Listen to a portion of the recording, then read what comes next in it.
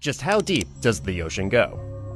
If you took the highest point on land and submerged it, you would still have more than a mile between you and the deepest point in the oceans. The oceans harbor 99% of all living space on Earth, and have enough water to fill a bathtub that's 685 miles long, on each side. For scale, here's a human, and here's a blue whale, the largest animal on Earth. Blue whales usually hunt at depths of around 330 feet, within the well-lit zone of the ocean. Deeper down, at 700 feet, the USS Triton became the first submarine to circumnavigate the Earth in 1960. At 831 feet, we reached the deepest free dive in recorded history. Down here, the pressure is 26 times greater than at the surface, which would crush most human lungs. But whales manage it, diving to a max depth of 1,640 feet where they hunt giant squid. At 2,400 feet, we reached the danger zone for modern nuclear attack submarines. Any deeper, and the submarine's hull would implode. 2,722 feet down is where the tip of the world's tallest building, the Burj Khalifa, would reach. A little farther, at 3,280 feet, we're deep enough that sunlight can't reach us. We've now entered the midnight zone. Many animals down here can't see, like these eyeless shrimp at 7,500 feet who thrive near scalding hot underwater volcanoes.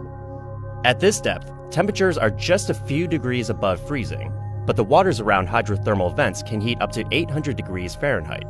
9,816 feet is the deepest any mammal has been recorded swimming, the Cuvier-beaked whale. But not even the Cuvier-beaked whale could explore the RMS Titanic, which rests at a staggering depth of 12,500 feet.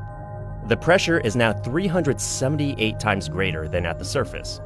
Yet you can still find sea life like the fangtooth, hagfish, and Dumbo octopus, the deepest living octopus on Earth.